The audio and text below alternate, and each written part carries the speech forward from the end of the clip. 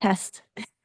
Yeah, let's see. Oh, everyone want to I check think if their these mics are working? Everything's great? Thank you so much for coming, especially our guests today. Testing. I want to introduce Avery, first of all, Hi, everyone. our student in the BFA Animation Visual Effects, rock star. Oh, Yes, thank you guys. putting this Thank together. you. And I'm going to let Avery take it from here. Sure. Okay, so first of all, thank you guys all so much for making it tonight. I would like to thank each and every one of you so much for making the time. Everyone, can we show them a warm welcome real quick? So for those of you who don't know, the goal of tonight is just to get some inside scoop on the industry, kind of get a bit of the realities of what's going on right now. I want to give each of you a chance to briefly introduce yourselves, maybe a quick role that role you've most recently held, and pass it along. Ari, would you like to start us off? Hello. My name's Ari Rubenstein. I'm a VFX supervisor, creative director, and any job I can get at the time. I've been in industry for 35 years, working on films as far back as The Matrix to Ice Age on animated films at Blue Sky. Recently, I've been working at multiple companies around Manhattan as either a VFX supervisor or a comp supervisor. Yeah. Jose? Awesome, thank you. My name is Jose Marin. I'm the current chair of the Visual Effects Society New York. I've been working as a compositor for about 17 years now, and before that, came up learning 2D animation, pencil and paper, all the way through the digital revolution of that. At this point, yeah, working on different things. Some more of the notable things, I've actually gotten to work with some of the people here. Good Omens Season 2. I had the chance to work on Dungeons and Dragons, Honor Among Thieves. That was my big gold star because I super nerded out every day and it was wonderful. Dungeons and Dragons, Honor Among Thieves. Gotcha. Yeah, we can definitely go into that. Yeah, and aside from compositing, I'm a visual effects trainer and supervisor when the time needs. So, yeah. Awesome. I'm not sure. Yeah, I think it's right. There you go. Great. So my name is Ari Reisner. I am the current vice chair of the Visual Effects Society New York branch. And I'm also a compositor by trade. I started my career about 14 years ago. My first project was Transformers Dark of the Moon. That was a lot of fun to work on. And my most recent project was actually with Jose working on an independent short film called Mintrix and the Elven Figurine. And on that film, I got to do some CG simulation work as well as compositing. So, And that film was also set in what universe? Dungeons and Dragons. that's right. That's right. That's right. Might be a theme there. Hi, everyone. I'm Paris Hall. Like my friend over here, Ari, actually have a background first in music, and then I pivoted to 2D animation. And actually, we didn't know each other then, but I did work actually at Blue Sky as well on the third Ice Age, I think. And so people mostly know me as a CG generalist, technical director. I dip in and out of medical, commercial, sometimes film, very infrequently, and then app development in Unity. And the first time I played with Unity actually was with this gentleman over here, Jose. And I think I've worked with almost everyone at one point, except for my neighbor, David here. Yeah, so I'm kind of like one of those people who jumps across all the different disciplines whenever an opportunity arises. And I try not to rule anything out. Yeah, so that's me, Paris. Oh, I'm sorry. Hold on. And I teach. I was going to say, a lot of you guys probably recognize this. Here, actually. Game dev. Yeah, you may know me from the Game Dev 2 course where I do an intro to Unity class. Sorry, Lawrence. Okay, David. As well, yes. Yeah. Say too. And, hi, I'm Dave Tuttman. I'm a cinematographer and director on television dramas. Occasionally I get to do something funny. It's nice to do something funny. I worked my way up from a production assistant to my current positions and worked on shows such as Law and Order. My favorites, I'd say, are a show called Damages and Wu-Tang American Saga. I recently shot the finale of Netflix's show You, and I'm working currently on their show The Night Agent, season 3. There you have it. Yeah, the funny thing about this industry is that it is a very small world. So you'll be running into the same people. But what's also interesting is that you guys all have very different like entry stories, how you guys kind of got in the door. I would love to hear a little bit more about how you guys each started out and kind of how that process looked back in the day. Ari, do you want to start us off? Stick with this order going down. Okay, so 1990, there were no schools at all that taught visual effects. And in fact, it wasn't until 1995 that the very first feature animated film, Toy Story, came out. And about 1994, Jurassic Park came out. And that sort of blew the lid off that. And a couple films before it, Terminator and Abyss. And there were only a handful of companies that even taught, that even practiced visual effects. And it's good to set the stage because it didn't matter where you were in the country, you couldn't learn. You had to teach yourself. And the only way you could teach yourself would be going to a bookstore and finding people that might have been in California. There's a little bit going on in London and LA, San Francisco. We're really, you go on LinkedIn now and people go, oh my God, I can't believe all these Americans think this all happening here. And it's like, it came from here. It came from a little bit in London and a little bit in San Francisco and LA. And these were where all the technologies sort of were created. And the origin of a lot of it after the stop motion came from Star Wars. And after Star Wars, a bunch of visual effects supervisors sort of branched off and created their own companies. And one of those was Tippett Studio. Phil Tippett became the animation supervisor on the original Star Wars and Empire Strikes Back and Return of the Jedi. He went across the bay in San Francisco and opened his own company. And that was a company, I was a kid in Maryland in the early 90s, just reading Cinefex magazine, going to Borders bookstore, and learning everything I could about this. But back then, there was hardly any 3D software either. The software was all run on $250,000 to $400,000 SGI workstations. So you couldn't even get access to it. Like now you can get just about access to anything.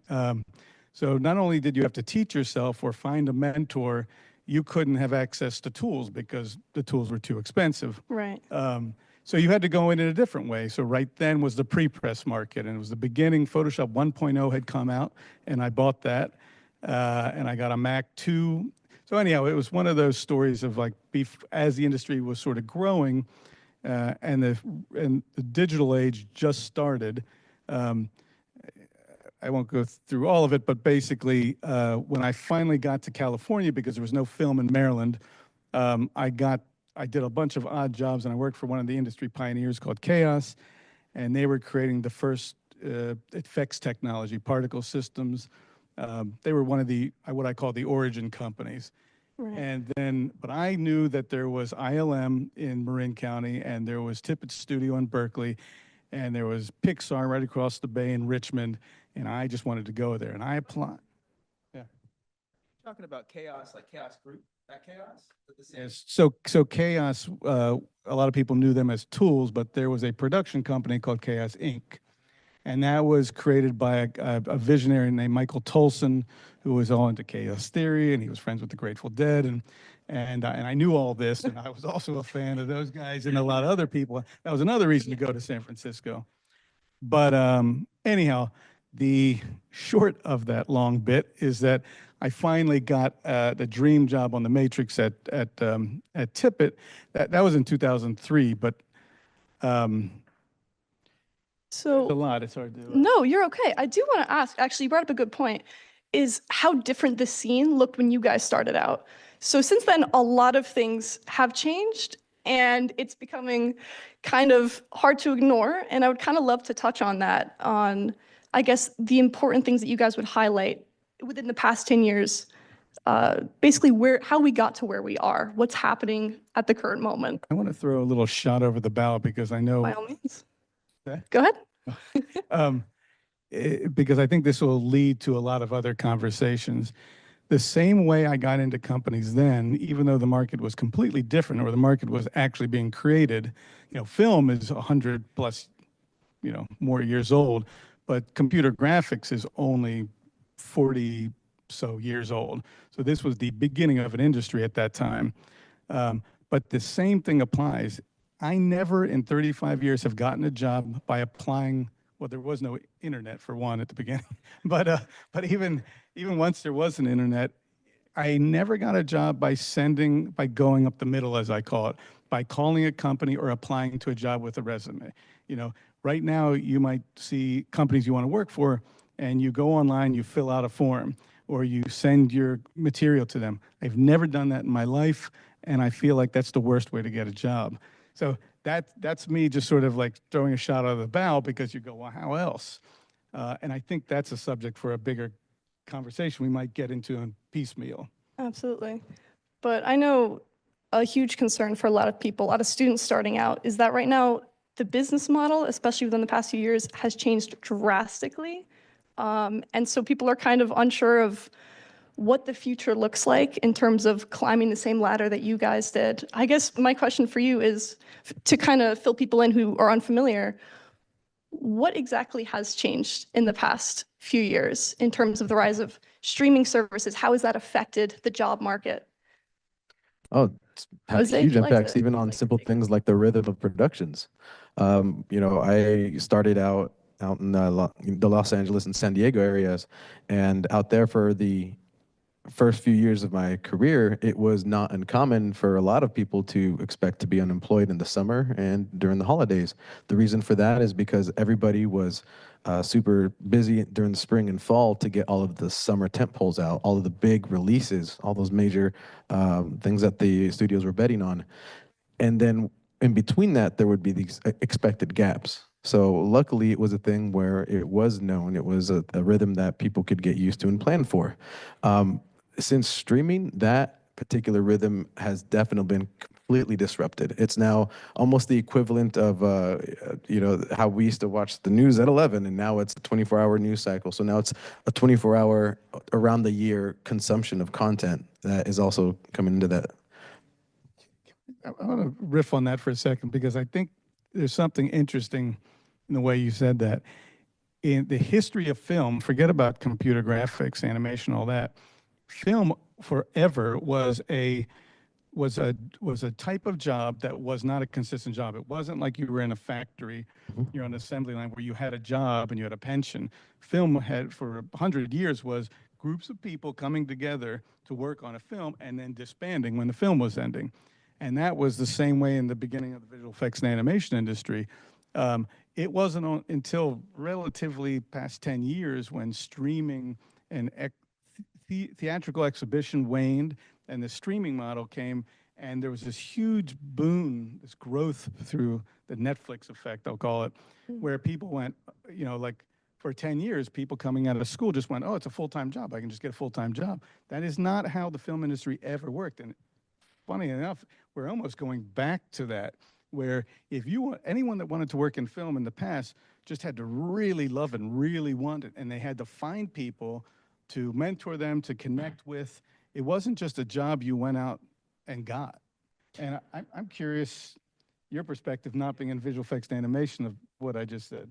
Yeah, I think things it used to be basically a television professional. You did shows that would keep you busy for 8 or 9 months of the year, and then you had 2 or 3 months off. Maybe you filled it in with a pilot, or worked on a movie, or you just lived for a little while, which I am very much for.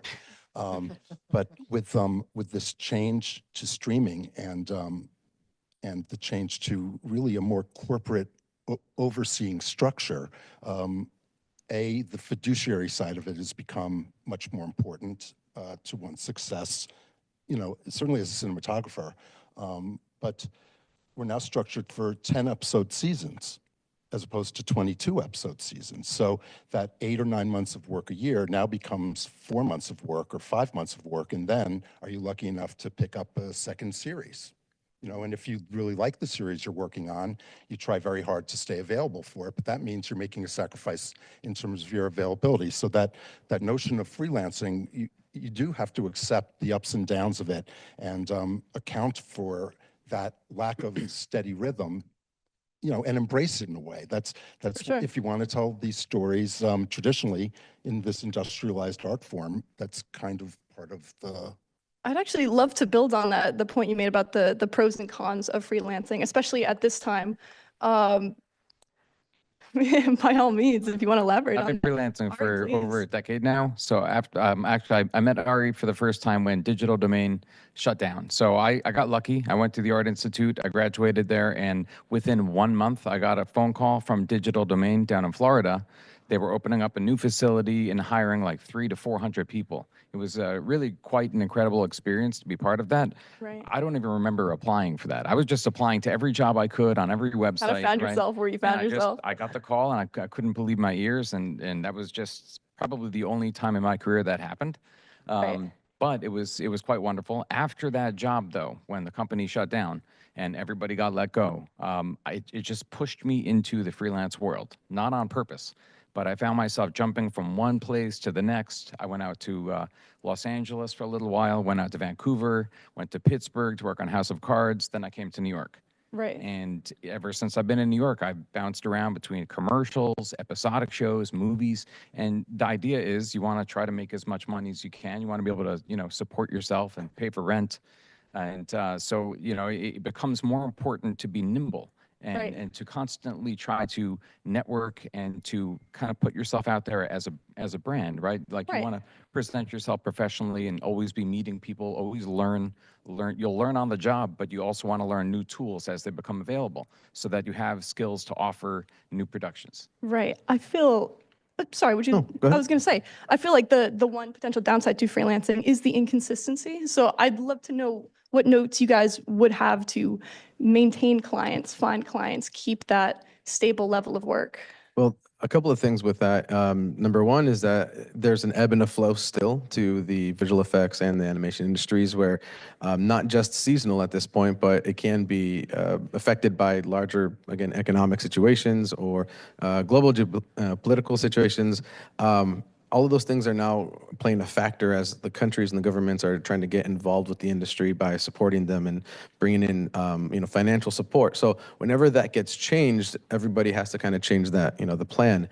But where a really big effect that ended up being sort of the day-to-day effect that a lot of companies experience and the artists within it as well, is that when there was this big boom, I want to say even before 2020, I witnessed a situation where I was staff for 8 years in between and sandwiched by, you know, a few years of freelance on before and after. But during that time, I witnessed studios that, for example, were like, hey, we're a boutique and we do this one thing and we do it really well. And we're bidding on individual shots. We're hoping that we can get multiples of the same kind of work or the same kind of shot. I went at a studio where that's where they were when I started working there. And eventually there was this big excitement. They're like, all right, we got awarded a whole sequence. Suddenly it was like, hey, we got awarded a whole episode. Suddenly it was, we got the whole season. And I witnessed a company who went from, hey, we have one major project a year with maybe 2 or 3 small projects in the wings to keep the lights on, to suddenly juggling 2 to 4 major projects a year. I'm talking like entire movies that the studio is taking care of or whole seasons of a show at this point. Whereas, again, those smaller projects that were keeping the lights on sort of scaled with that. So the companies tried to grow with that, and there the responsibilities and the workloads also changed over the last 10 years, changing the expectations for any individual one artist.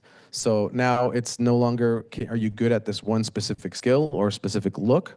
But also, can you maintain continuity, and can you do that amongst a team? Because it might be a massive undertaking that you're tackling. So the scope of what's being expected on the individual level has gradually increased over the last 10 years because of the expectation for the vendors and the studios. Now, what we might be seeing, we're seeing some events of that, is that going back to the smaller, more agile, nimble studios that either can do a project completely on their own with now, you know, technology that allows for more access, or they are going back to, hey, we're going to knock out a sequence, or we're going to just take care of this one shot and do it really well.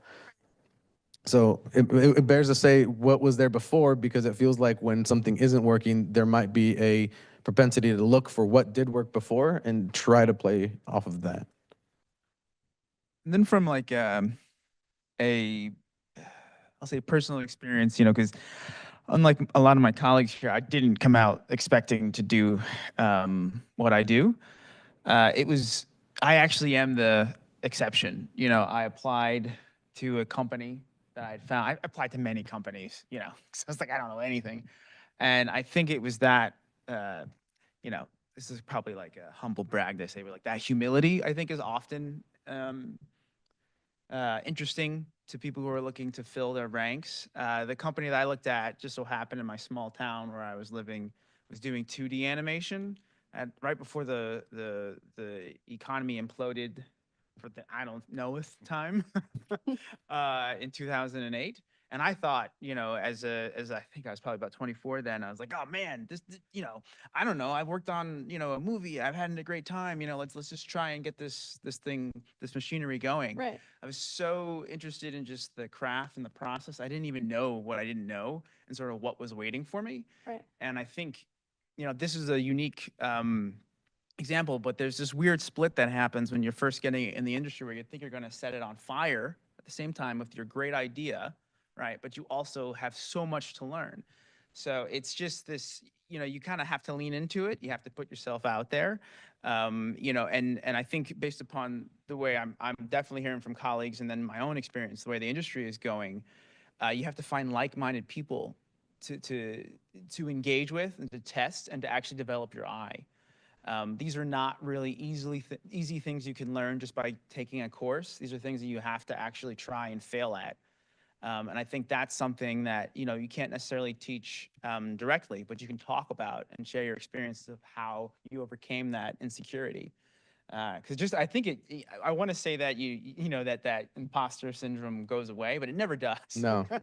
It No. never does. And it's a sort of like a badge of honor, I think. You know, you'll hear multiple professionals, at least in my circles, comment on, you know, I don't have all the answers, but I know someone who might, or I saw this white paper, or hey, did you guys see this thing about this, you know, scary thing called AI, you know, and what are we going to do about it?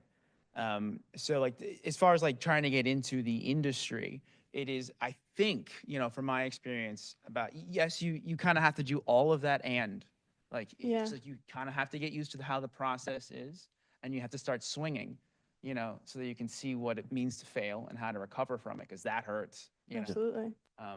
Sorry, that's all. Yeah, I'd say that some of the best lessons you ever learn are from your mistakes. Oh yeah. Right. And, you know, hopefully they're not mistakes that many people notice. They're things that you take and process, you know, like as a focus puller, the only shots I used to ever really watch on dailies would be the ones I didn't like, you know, to see why I didn't like them. Right.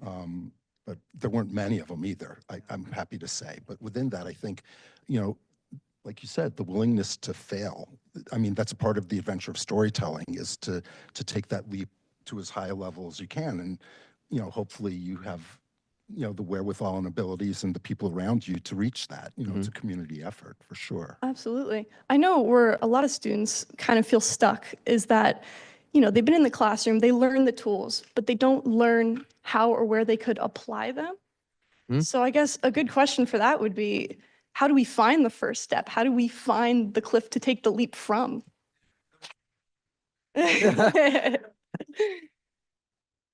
So every one of you that showed up here is way more important than you even imagine. This is a social industry. You may think you can sit at home and do computer graphics and get really talented in. My brother said some really harsh things when I first started, and some of it I feel like I should pull my punches, but I think they really helped me. First of all, he said, no one cares about your art. It's all subjective. No one cares. You have to understand there's two things. You're either a commercial artist or a fine artist. A fine artist has to come up with the money to produce their art.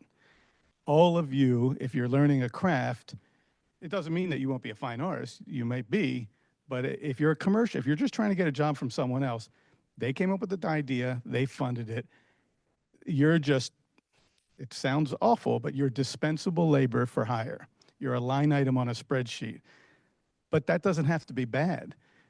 You came here, you showed up, and that's what you have to keep doing is showing up, meeting people, finding mentors. Like I was in Maryland and no one was doing this, and I just wanted to be where everyone was doing it. But I was kind of social, so I would go to people and I'd say, I love what you're doing. Tell me your story. And that's one of these sort of key things that everybody wants to talk about themselves. Look at us. What are we doing? You know, but that's your gold mine. When I say no one cares about your art, it doesn't matter if everyone cares about your art. You have to make yourself and make people want your art before anyone would care about your art anyway. And how do you do that? Well, you find people that you're inspired by, you find yourself near them, you talk to them directly, you ask them to tell you their story, and in so doing, you make them proud of themselves. You ingratiate yourself. Hey, can I help you? I'm trying to create my own reel, my own portfolio so that I can get a job. I love what you're doing. Boy, if I could work for you and I can get some of your material on my portfolio with which to find a job. So it's like showing up and not sitting there in the shadows. Yeah. It's like when we hire people and staff them up on a job, like I'm working on a Netflix show. I came into this company and there was 25 compositors, right? So I said, oh, this is Ari. And so one guy had, the VFX supervisor goes, this is Ari, he's gonna be your comp supervisor. I said, it was nice to meet you, all your colored letters. No one showed their face. Now think about it from the person that's gonna hire you. If I don't know who you are, and I've never talked to any one of you, then why do I care about you? That sounds harsh, but if you show up, you smile, you say hello, you say, hey man, I loved what you did, or I love what that other guy did. Could you show me that? Now you make me feel good. I've done something. I'm accomplished, so I can share that. But now I know who you are. So you have to connect with people, however uncomfortable that may be. And that's the same as 40 years ago. That's the same as 250 years ago. In any field, you have to meet people and talk. Paris, you want to hop in there?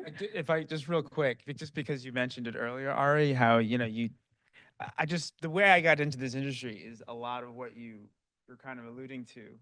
It wasn't that I sent in an application. I called a studio over and over and over. I actually should have Persistence is probably key, I guys. should have been What turned did you away. do wrong by doing that? Well, I I wonder showed if how you know the- desperate I was. But this is the thing. No. Go ahead, Can I? I'm just going to answer that for you. You were asking them for something. Right. So, but this is what I learned in that process, though. Every time I called them, I had something to show them. I wasn't just calling them and saying, hey, here's the same thing over and over again. I would call them. Then 2 weeks later, I would call them with a better, improved thing because they didn't think I could hear them, but they were like, I don't know, man. Like, this guy isn't very good, and they were like, very you had honest. asked them. Yeah. What if you had asked them? What if you had called them up and said, "I love what you're doing. Yeah. I wonder if you could give me some advice." That's what happened. Now that's a different. Yeah, so they brought me on. I wasn't paid at first, but I was so interested in it and honored to be involved. I got to sit at a drafting table and actually draw, and I got to work with an incredible director, and JJ Siedelmeyer, in White Plains, who was working on like TV Funhouse and stuff. And I was like, that's irreverent. I'm irreverent, So Right. it's like, this is like a match made in heaven. It didn't last long, but I learned a ton. I learned After Effects, but I didn't know at the time. I learned more about Maya and Arnold and all that kind of stuff. All there. And they had no intention of hiring me, but they hired me, and then from there, it was sort of like, I never actually really applied for a job after that. Right. And now actually is kind of a golden age for connecting with people in the industry because Absolutely. of what's going on right now, which I would actually love to talk about briefly Sure. or extensively. So for those of you unfamiliar, Technicolor and all of the studios under it recently closed down. I would actually love if we could touch on the why that happened. Can we start the clock over or?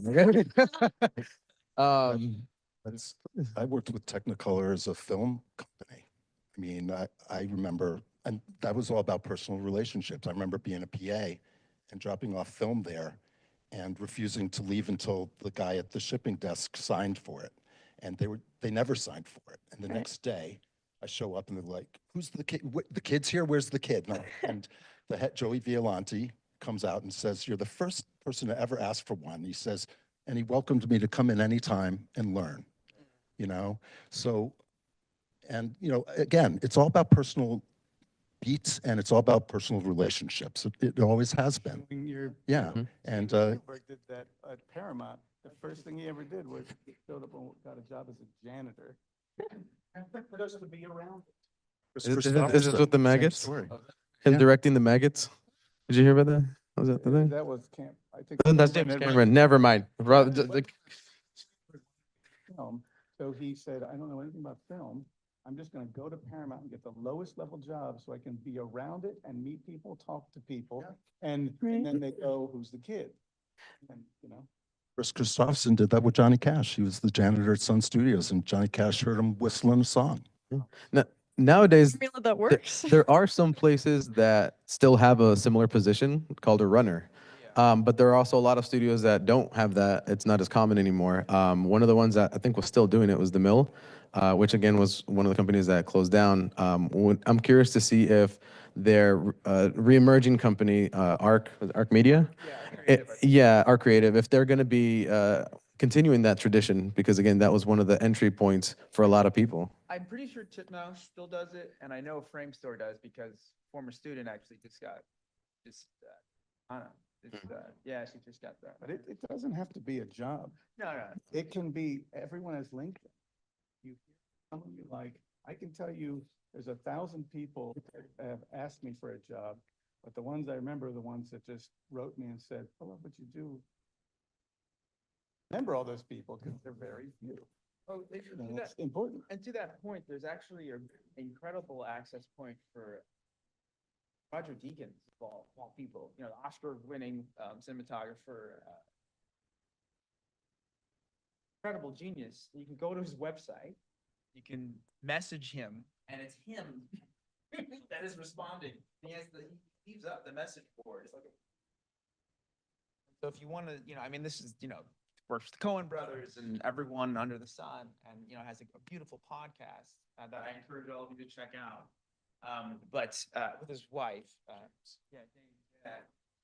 like just speaking more, I guess more or less about film and sort of having access to that.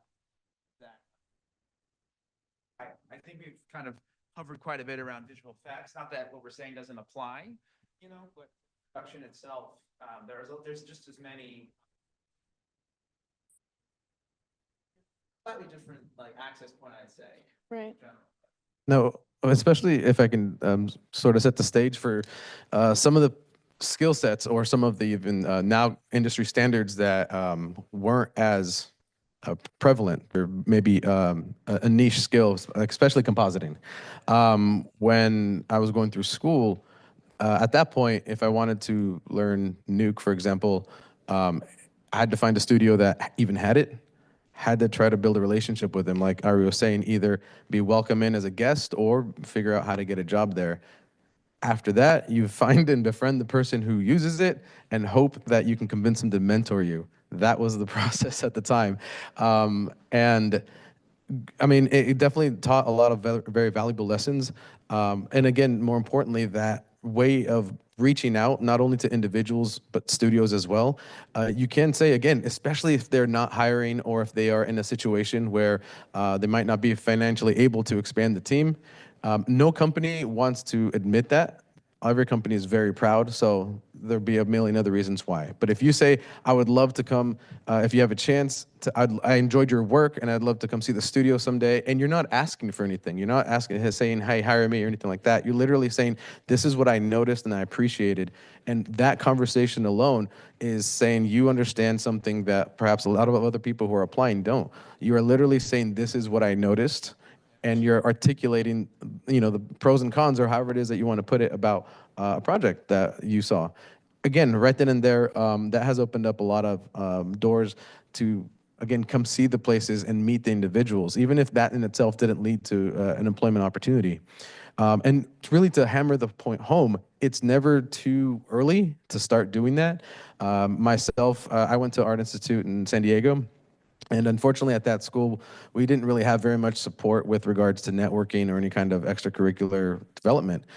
So we took it upon ourselves as students and joined Women in Animation, which I believe they have a section out here in New York. They had a very robust networking opportunity, set up infrastructure for that out in LA. So what we ended up doing as students is we would pool our money once a quarter and charter our own bus, and we would, with the help of a couple of the faculty members that were also industry connected, we would set up visits to two studios. We'd go to Disney Animation, then we'd pop over to Rhythm and Hues, or we'd go to Sony, and then we'd go to Nickelodeon. And we'd do that every single quarter to create those opportunities for students to just say, hey, this is who I am and this is what I'm interested in. And every single studio, without fail, has always been, what are your students interested in so that we can lean into that? Do you have someone who wants to be, an artist of insert type here? Do you want someone who wants to be a producer, director, music composer? We'll make sure that we have someone during that time to make sure that there's an added value. Like there was the wanting to be there. And some of the notable events that, I mean, I wouldn't have even thought I could request, let alone see myself enjoying. Again, one of our trips, I think we did like 6 or 8 trips to Disney Animation, and during one of them, Eric Goldberg, who for a lot of people here is one of the key animators on some of the more notable characters like the Genie from Aladdin, Louis from Princess Frog, and pretty much any of these protagonist characters, side characters that have been beloved. He just was like, oh, nice to meet you. Here, let me pull you aside into this conference room that happened to be open, and just, you can pick my brain. And we were like, okay, it's gonna be like 10, 15 minutes. And no, he took an hour and a half out of his day to just lay everything out, whatever questions we had. As soon as we walked out of that room, we got picked up by Andreas Deja, who also, again, you know, of Jafar fame, and again, Scar from Lion King, and did the same thing. So what I'm trying to say is that that aspect of it hasn't changed. So that sense of camaraderie and wanting to educate, wanting to communicate has not changed at all. And going forth, everything that Ari said previously about, again, reaching out to someone directly, it still works verbatim. I have a friend of mine who named Yoshi Vu, so if you're watching, shout out. He has a superpower for this kind of thing, where he will, through social media, reach out and do exactly, almost verbatim what Ari was saying, and just saying like, hey, this, you know, I'm a fan of your work. I really like this thing that you did. I think I could be a relevant help in the things that you're saying that you want to get done. I'd love to talk. And more often than not, it leads to a great relationship, a great dynamic. So by all means, do not be shy about that outreach whatsoever. It's probably the most important resource that everybody has right now. Right. I guess a follow-up on that point, to really drill specifics, is once you've built that connection, I know a lot of people tend to go in just, I want knowledge, I want to get this experience, but they don't really know exactly what they're looking for. So I guess, what questions would you suggest people seek answers to from their mentors? Well, I was trying to answer an earlier question that you have, but we can circle back. By all means. Okay. One question you asked before was about how do you navigate the uncertainty of the freelance world? I think it's a very pertinent question, because a lot of people find themselves freelancing, whether they want to or not. It's just kind of the nature of the industry, as you hear all of us talk about. And I think it's important. I wish somebody would have told me this when I was younger, that you have to have some financial education. A lot of schools don't teach that, like basic budgeting and how to, you know, make sure that you're not spending more than what you're bringing in, and how to save and all. I know it sounds boring, but that's really important. And that's something I had to learn the hard way, because there were months where I couldn't pay rent. I had to borrow money just to pay rent. So it happened. But after that happens once or twice, you start to realize, okay, my next gig is maybe 2-3 weeks long, and I can take that money and I can ration that and find a way to, you know, live within my means. And then hopefully at some point you have longer gigs, and then you can save more money. Maybe you can invest some. You can start to do, you know, you'll have a little more of a cushion. But I would say that's a really important skill, not to be overlooked. Yeah, and to piggyback on what you're saying, all right, as you're looking forward, there are so many factors that sort of wrapped in this living in the city I'm living in. Right now, you're essentially a blank slate, you know. You're at a point in your life where it is not insane to stay home with your parents just until you get your feet, you know, underneath you, firmly underneath you, and actually line up work. You know, but like this kind of calculus should really be Vancouver. City that's changing a lot, and it requires, you know, visa. There's a whole other like sort of like complications there. Moving to LA, I didn't want to like sort of try and talk about the cost of Sure. living, you know, Right. or God forbid London, you know. But it is something to note, though. It is, Yeah. yeah. New York City, I mean, Yeah. you know, so there's a lot of, I don't know if you want to comment. I know you have a Sure. lot of thoughts. Yeah, I mean, first of all, this has been something that has been very prevalent as a lot of the industry required people to move from place to place to, you know, go to the hubs of the work. So it did become very important to go, oh, what they're offering me in Louisiana might not cover my expenses in Vancouver, and vice versa. So there's really three big aspects, and everybody has to give themselves some grace as you're going through it, especially as students and professionals entering the field. Number one, everybody is paying a lot of attention on the technical skills, which is great. You're learning a craft, and you got to really hone in on the fundamentals. That's what's going to give you all your opportunities, or at least have you prepared for your opportunities. Number two is going to be your interpersonal. Hey, how do you network? How do you get along with people? Again, how we were saying, like if you don't even have your screen on or anything like that, you're not going to be able to develop those connections, not just because it's a networking thing, but it's interpersonal connection. That's what all of it thrives on. And then third is, as was being brought up, is the business aspect of it. Everybody is a brand of one, and so you are a business of one, and you do need to learn how to navigate that. One of the things that was missing from my school when I was coming up was, all right, cool, everybody taught me how to draw lines and push pixels, but how do I bill a client? You know? So things of that nature. Again, I don't think that there's really as many resources directed towards that other than the nonprofits and support groups that have essentially put on workshops and things of that nature. So, There's the yeah. I was just going to say, I'm probably the only member of the union on this stage. Well, I'm Well, in a are you? Oh, nice, brother, nice. But I think it's really important. I'm very sensitive to the fact that my VFX colleagues are not in unions, and I see what I feel is often advantage being taken of people who are VFX experts because we are, as workers, faced with the fact that these corporations really don't care about us. And we as individuals, we're always in this business, we're always individuals being hired. I'm in a union that gives me a license to work, but not a guarantee. And it is all about what we've been talking about in terms of networking and building your relationships with people in your profession. But I think it's really important for everyone here to know that it's important to make sure you're treated fairly. And sometimes that's about the trade of information you get from a job. Sometimes you give up on some pay to get good information. I mean, but at the same time, take care of yourselves. It's in any business, especially right now, what we're seeing in the world. As individuals and as members of groups, we have to take care of each other. Could be a good segue into MPC, because I can't imagine that this hasn't stunned everyone from students to professionals. And I think I can take a stab at that. In the early 90s, there were no mega corporations that did animation, and they were all privately owned companies. As some of these big blockbuster films started coming out, and they saw companies taking on more and more work, they started, investment groups started gobbling up studios and then grabbing multiple studios and consolidating them into one.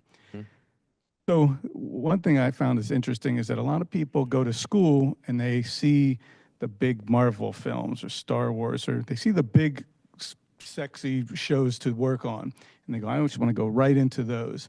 That's the worst thing you can do, is to work on exactly what you want.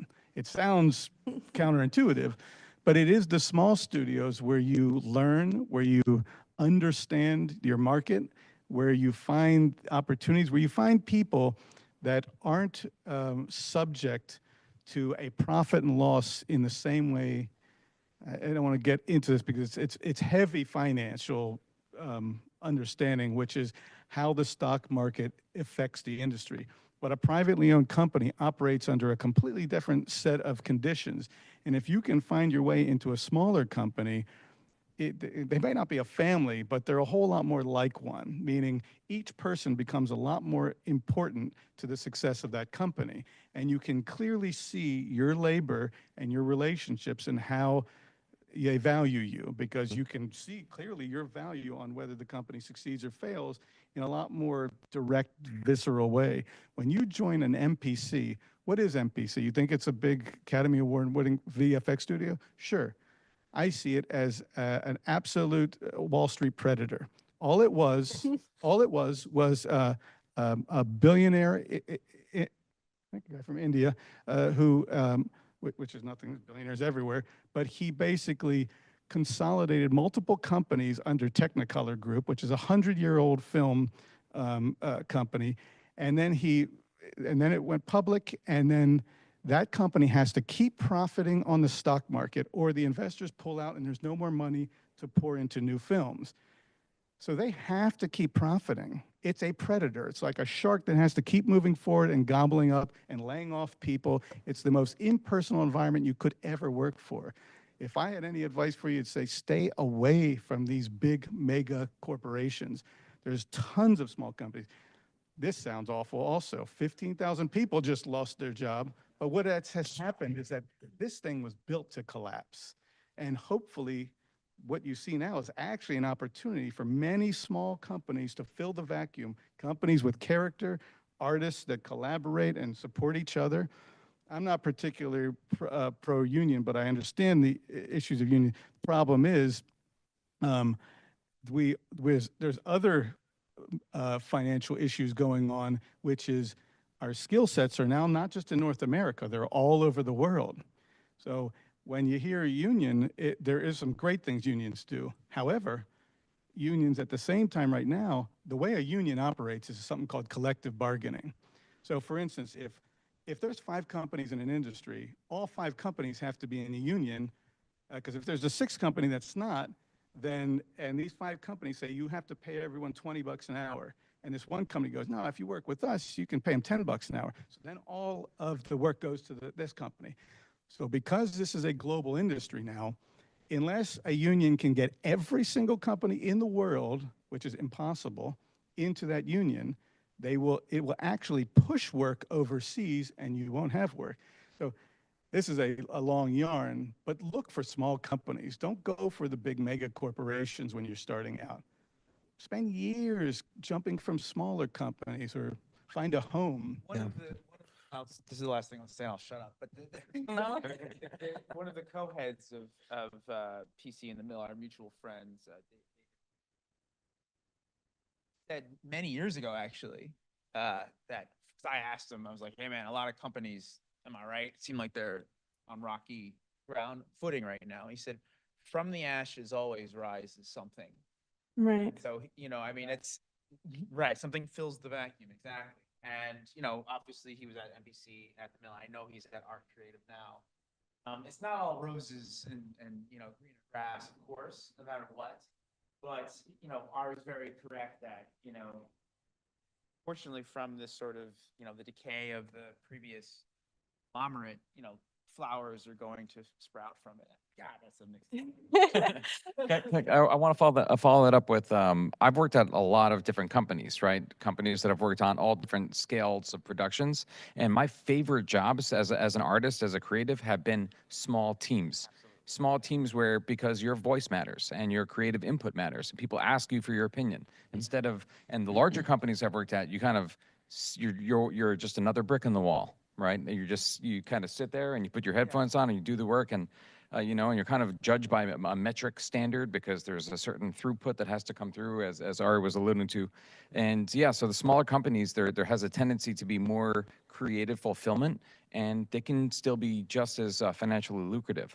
And I also wanted to mention that a lot of smaller companies and smaller teams of people around the world are starting to band together. So we have a mutual friend named Brian Houlihan who moved from New York to Taiwan, and he has a small studio there. He still has clients in New York, and we've been discussing collaborating on projects. So whenever a larger project comes along, smaller teams can cooperate and collaborate using, the internet and cloud and like cloud rendering resources and things like that. Yeah. I mean, Brian was one of my first like freelance jobs when I came out of.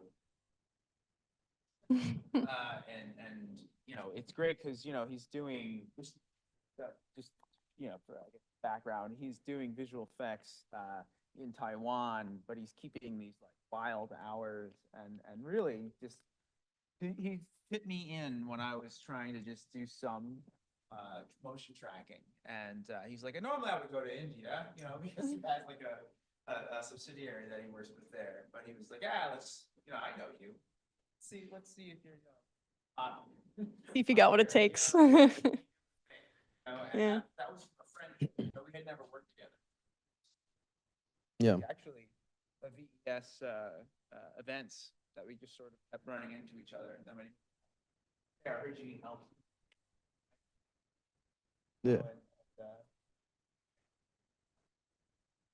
I was less confident, but Right. something along those lines. I guess I'd love to highlight other points that you feel would have been good to know when you started in terms of succeeding in that environment as a freelancer and jumping between. Well, there's two different kinds of ways to approach freelancing. One where you are more of a contractor, you still get, you still have a contract with a company, and you still maybe log into their machines, and again, you're in their system, their ecosystem within the technology. Then there's other freelancing where they're like, hey, we're just gonna send you footage, and we expect you to have the tools. We don't have a pipeline or procedure that we need to stick to. We're just hoping we give you something and you give us something back. So within those two sort of fields, you have different situations that might come up.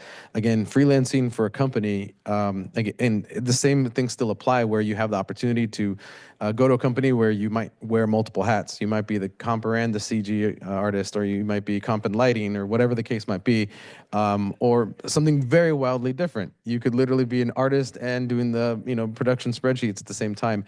But either way, those conversations for the most part tend to be less focused around, hey, you missed a pixel, fix that thing, and more along the lines of, hey, this is what we're trying to achieve, and how, are there any ideas on how to creatively do that? So it's a much more creative versus technical conversation at that point.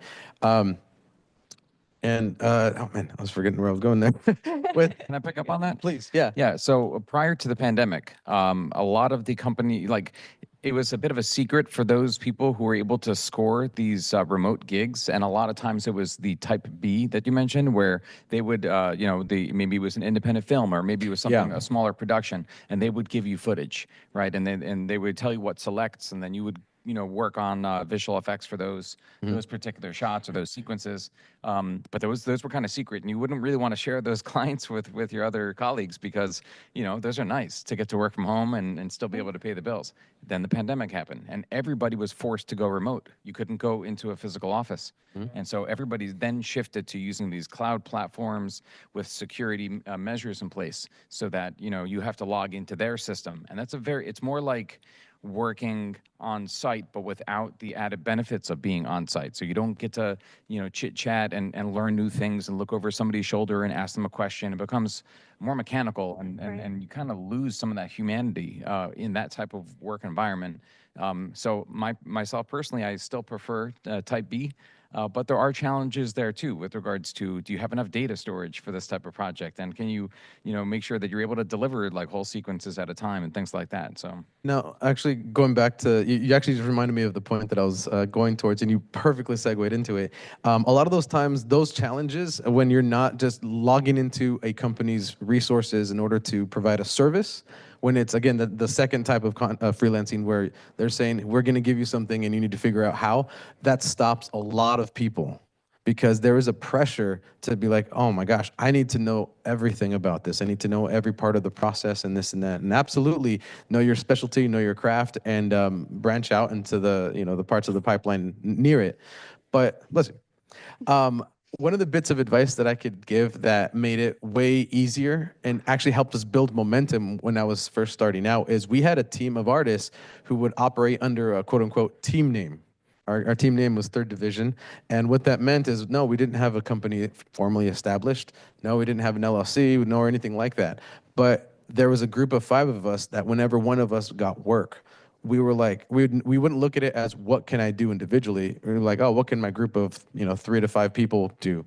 And because of that, what ended up happening is we built up a reputation in the indie circuit where we're like, okay, oh, is anybody from Third Division available? And it didn't have to be an individual. And more importantly, we all had different specialties.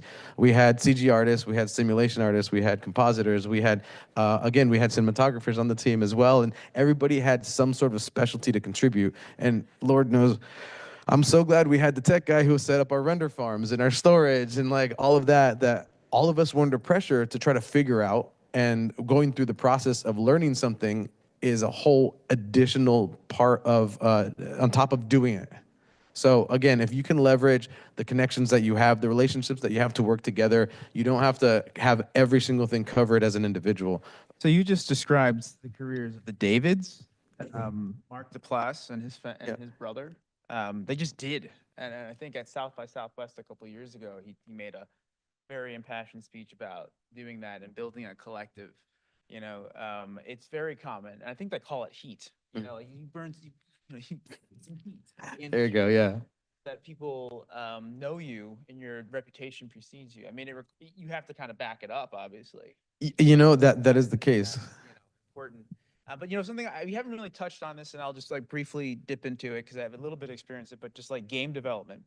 So I've had the opportunity to work on a couple games, none of them particularly great, but really, really informative, and some app development. I've had the pleasure of working with some MIT students, something like a massage tool, right? And to see how young, impressionable geniuses sort of interact in this environment was really informative, because the thing that is the common thread across all these industries is just this, like, not hubris, but it's this assumption that you can do a lot, and the industry is really designed to operate on a knife edge with extremely small. Right. And I kind of entered the thing with the MIT group, assuming that they kind of had their stuff together, but the same assumptions and issues, pressure points revealed themselves. And I was, and in the 3 different cases, I think you were actually on one of the teams you were on, we were doing some game development for All Things Media. Sure. We often would make games, and I also was doing like game stuff for like casino apps, which is very lucrative professionally, but just really crummy. Right. Like, Creatively. nonsense. But I learned a ton about object-oriented programming, a ton about networking and building up through Git labs, and that kind of stuff. I knew a lot about the 3D stuff and the asset creation, and they knew a ton about how to make stuff secure and to make money off of it, and make games that would be like, 1 to 3 billion, chance of winning. And so you kind of see how sharks operate in different arenas, and the same thing is true to medical. I went into medical thinking I was going to change the world, help the doctors, cure cancer. And sure enough, in meetings with those creatives, I would hear things that would make me want to get up and just walk out, So there's like, I just wanted to say that just to say that, like, some of the things you guys are talking about, it's exactly in play across multiple disciplines. And it's up to you to sort of develop your sensitivities to that, and like reading body language and being, letting silence build discomfort for people to recognize when they've crossed certain lines, without saying a single word. You can just seriously stare at someone and they'll realize that what they have said is, maybe not the best thing they could have said. Right. So, and Beautiful. Well done. Well done. Multiple disciplines. Can we discuss more about like, but because if Sure. if we're going into a time period where where times are turbulent and we don't know how much productions are going to be happening on a regular basis, there isn't a new normal that has been established. We're nowhere near there yet, and Right. at least in my personal opinion, from what I'm seeing. And so I think it's important to start thinking about auxiliary job potential, right? We all have we're developing skills, doing 3D or 2D work or film work, and where else can we apply those skills, those same skills, right? And so I think that's an important question to ask. And I'm not going to tell you I have all the answers, but I think it's a good question to ask. Maybe you can ask AI and then come up with a list. I'm half joking, but but no, the point is to start thinking like that, right? And then ask those questions and see what you can do. And I think that there'll be more opportunities for people getting into the industry now with that type of mindset. Absolutely. Absolutely. And, to kind of build off of that, for those of you that, again, go and have different experiences out in your careers, one of the things that I was very fortunate to start being aware of very early on was looking at every single employer as a case study. What is it that they're trying to do? Where are they now? Where are they trying to get to? And how are they trying to go about it? Because even if it fails or if something goes sideways, if you're paying attention and watching that, you start seeing and learning from all of that. And going into that situation that we were talking about earlier with reaching out to people, again, you kind of had to test the waters on an individual basis. But the companies I've been at, I've always found a producer, or I've always found somebody who is in talent acquisitions or talent manager, whatever the case might be, and I'd ask not, hey, what's going on? Can you give me more information? Be like, no, can you tell me how things work here? Like I remember going to All Things Media at one point, be like, hey, are we a firm or are we an agency? Or we're trying to define it. Yeah. We were desperate for a compositor, and I think we were working in Fusion, and we were trying to get you to come because of yoga. Yeah. Mutual friend. And I think you called me, and you were like, "So, hey man, I'm a new guy. Can we talk a little bit about Fusion?" And I think you found out what you needed to know in order to be successful. Mhm. And I don't mean like make money. I mean like to get things over the finish line. Yeah, because it wasn't about, oh, I need to learn this program that I haven't used before or whatever the case might be. I went and was like, what are they trying to do? What is the purpose of this? And then that way, at the very least, I was able to hone in on the things that were useful in the moment. Because anytime that you go to learn anything new, it's just going to look super overwhelming. There's going to be a wide breadth of things. So might as well figure out what you're aiming for. Yeah, absolutely. Absolutely. Yeah. That's a big part of it, actually. Like, I think that's like the biggest thing. I think you touched on it too, Ari, when you were saying like, they don't necessarily care about your art. And you said something to me. I never remember the exact line, but it was so poignant and it stuck with me. The spirit, even if I can't remember the words, but it was essentially about how when you are working on a film, particularly, or something in narrative, once you're involved as a compositor or even a CG artist, you're getting in after so much railroad has been laid down about what the story is. So as a character animator, let's say you're working on a film, and you go in there and you're like, man, this performance, here's what I think we should really do. Well, it's antithetical to whatever the story was, preceding and proceeding what you're working on. And by you infusing it, you've essentially taken the conversation or taken the story, taken the director in dailies out to be like, what am I even looking at? Because it's so disconnected from what I have been looking at for the last 2 years. And you've now wasted some time, and so it's like a really serious paradigm shift where you're working in concert with a singular vision. And if it's a good director, they can articulate it in such a way that you can figure out how to read between the lines and get the spirit of what they're saying without sort of going off a cliff. Right, absolutely. And I was going to say, we're approaching our little intermission, our 10-minute intermission, but I would love to wrap up with final thoughts and main highlighted points you guys want to readdress before we move it along. Who you pointing at? Point fingers. The thing that I saw a couple friends over the years get really upset. All this and no one art, my thing. And another way to put it is in a word.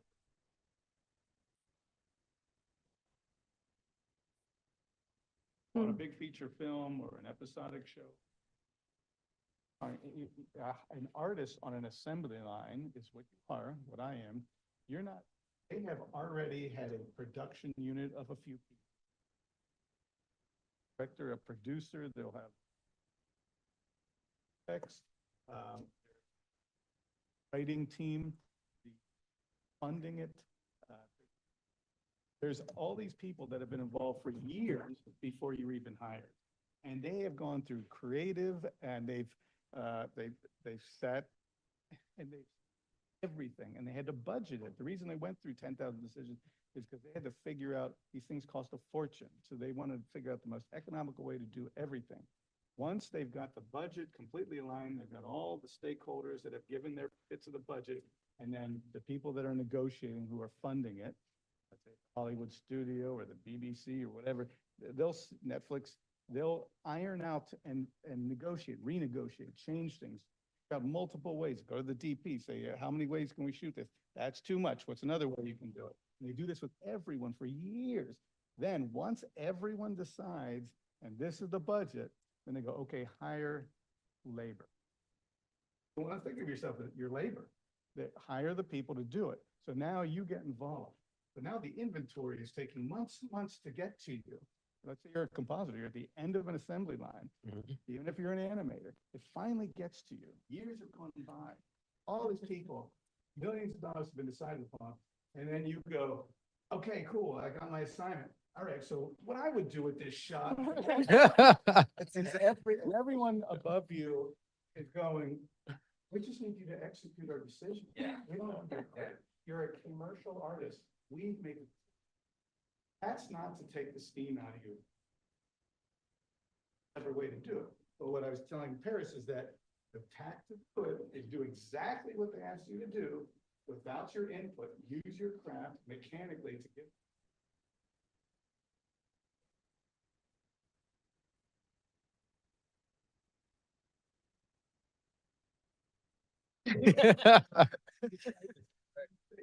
Now, Yeah. but they see that you're creative, but you're a craftsman for hire. It's not your art. And That's your small company. and to bring it to commercials, take those 2, 4 year, 5, however many years, press them to weeks. Press them. Yeah, episodic TV too. It's a matter of Yeah. weeks. I mean, the post schedule is so compressed, it's mind blowing. Yeah. Yeah. So one of my jobs in terms of VFX is working with the supervisor and making sure that the assemblage makes it possible. Yeah. You know, the pieces I'm providing, and my main job at that point is to provide those pieces in the look and visual spirit of the show, so that it can be worked on efficiently. Key creative. Right. Well, but that diminishes every day. However diminished they may be, and what you're part of in visual effects animation, you're an army of craftsmen with multiple tiers of hierarchy. And as you get more and more experience, you get promoted to senior or a lead, and then a supervisor of a department. And then eventually a VFX soup is someone that sort of is like a general of the VFX team. And they're still just part of production, like the DP as a creative, higher in the pecking order than a VFX soup. Right. You're always serving. Can I just contrast that on the total other end of the spectrum with Absolutely. working on like shoestring budgets with like really small independent projects like the one Jose and I helped out on. These are like early first time filmmakers, and they approach us and they said, here's the feeling that we want to get, or we think it would be cool to have something like this. And it was really pie in the sky. No storyboards, creative freedom. no style frames. They didn't have the visual look. It was very much a discussion about what can we do? Like, what Theater are of the mind. Yeah. Yeah. And so that was a totally different type of experience. Rare. Yeah, it was a lot of blast. fun. It was a blast. But they do exist, albeit unicorns. Yeah. Start small. But see, if I can just go off of what you just said, is to have a voice. Just last thoughts is that the fundamentals are what are going to increase your agency as a creative. It's going to allow you to really know exactly what it is you're trying to do and have your end result be closer to your intention. Now, the reason that that's important is because as you go through these different, hear me out? No, as you go through these different business models, because again, episodic is very different from film, different from commercial, and then again, all these other kinds of fields where the craft can live and can thrive. Again, things that you might not even think about, astrophysics or a military and police simulation, or again, medical and things of that nature. So it's not beholden to one specific business model, but therein lies, by having that agency and increasing your own personal agency as a business of one, you have to be able to advocate for yourself. And you can only do that by having that agency and then being aware of your surroundings, meaning aware of the industry or aware of industry norms. Do the homework, know your stuff, and you can back up whatever bold thing that you're trying to push forward. And stay calm, Yeah, tact. if possible. Yeah, absolutely. Yeah, yeah. And then now with those excellent final thoughts, I think we'll take a minute to continue to our 10-minute intermission. We have some refreshments outside if you guys would like to take part in those. And then we are going to continue with our live Q&A section. So we'll pick this up at about 7:28. Sounds awesome. Right. All right, all right. We're going to start this right back up with our live Q&A session. So we had some time to digest all of the massive amounts of information that we've received. So what are our thoughts, guys? Who wants to start us off with some questions? I have the mic. Yeah, I got it in the front there. True. I wanted to ask about freelancing and being in school. So I'm currently, I'm technically homeless, but MSU is amazing and they're housing me. What was it like as far as budgeting for everyone? Because I know that a couple of you touched on fiduciary, which is a big word. What was budgeting like for you guys? Like personal budgeting, personal finance. How long did it take you to get to that point where you were like, okay, now I can move out of my parents' house and now I can like no longer rely on other people? Well, I'm probably a bad example. I moved out at 17 when I joined the military and turned 18 in boot camp. No, after that, I had a job in what I call an A to B job in college, where I was working for a diamond company, a jewelry store. And after college, my first gig in the industry paid me 25 cents more than that, and it was a little discouraging. But no, it was something that I think it's going to be a matter of figuring out the cost of living, especially where you are, and what things that unfortunately in our fields we tend to use a lot of different tools, things of that nature. But to try to get on your feet, I don't know, like it is definitely doable, and especially working during school, even freelancing during school. There's no rules saying that you can't, as long as you can present yourself to have a service that you could provide, and someone has the confidence in you to do so. That's the relationship that you build. It doesn't have to wait until after you graduate. Anybody else want to touch on that? Yeah, I'll say I've been very lucky. I started in the 1980s though, and my first apartment I got as a sublet was $600 a month. It's very different now. No, it's very different now. With that, as a freelancer, the patterns of that I don't think are very different. Despite being in a very good rhythm overall in my career, I've been very fortunate. There have been 5 or 6 times where every bit of savings we've had has gone to a lull in the business. So everything we've built up has kind of, we've always been able to accrue something for emergencies. I'm very lucky. We've never had a real financial emergency in my life, but within that, we've been close. And, part of it for me was as a freelancer. My wife was in publishing at a time where publishing was decent as a business, and she was able to bring in something steady while my income could go up and down. So freelancing is risky. It just is. And you have to kind of embrace it and accept it as part of, and understand it. I think it's just the nature of it. Can I think some advice is, I think you're asking very specifically, like, how do I sort of manage this. And two things come to mind for me is that I have two daughters, and one of my daughters, and they're both like, I want to get my own place, and I can't afford my own place. And yeah, I can't imagine anyone I knew coming up that it wasn't in a group house. Like every single person I knew everywhere was in a group house for the first 10 years of their career. So like 3 to 5, 6 people. Like if we were around a college campus, we would get like really big ratty houses and get like 8 people in them. As long as I had my own room, it could be nothing. So one thing is always finding a bunch of people that are sort of at your level that you can share everything with. It's like one of the reasons people go to college. Yes, you learn and prepare for your career, but maybe even more so, you learn how to deal with other people and compromise and not get and coordinate.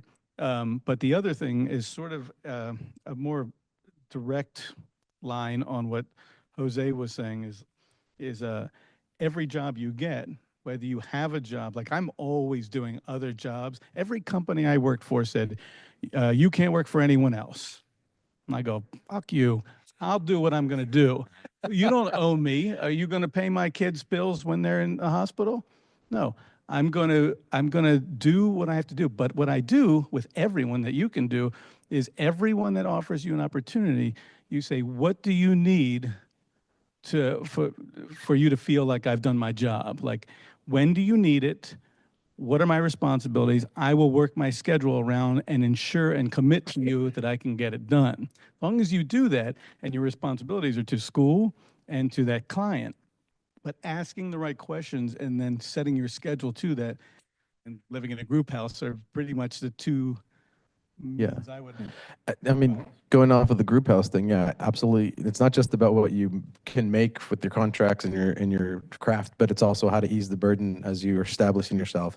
Right out of school, actually, no, before graduation, me and 2 friends at that point, we were all in school, and each one of us had a living situation that was either going to change or we were unhappy with, and all 3 of us decided to get an apartment, and we split the cost.